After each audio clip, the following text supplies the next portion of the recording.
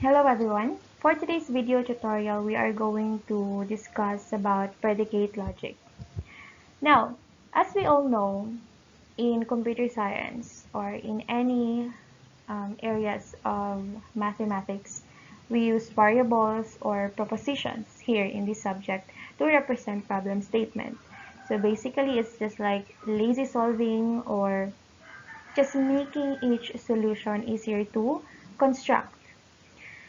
And in our previous discussions, we discussed propositional logics, right?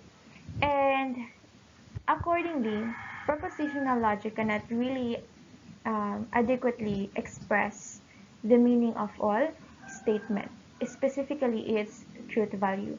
So for example, if a certain statement involves variables, so we can directly indicate that it is not a proposition. But there are really instances that we're going to or we will be asked to show the truth value of a statement and then meron siyang variable. So how do we do that? So dito na papasok yung concept of predicate logic. Okay? So, let's have another example. Ito yung mga example statement that we cannot really um, give or provide the truth value. So for example, every computer connected to the university network is functioning properly. Now, with this statement, how do we prove that all computer connected to university network is really functioning properly? So how true is this statement?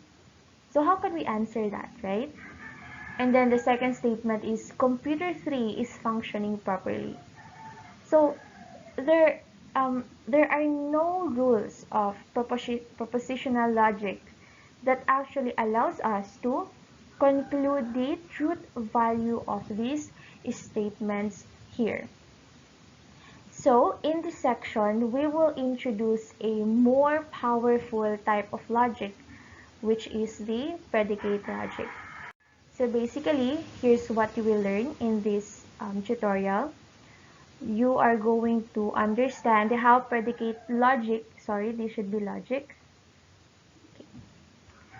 how predicate logic is used to express the meaning of a wide range of statements that permits us to reason and explore relationships between objects. But in order for us to understand how predicate logic works, we first need to understand its concept.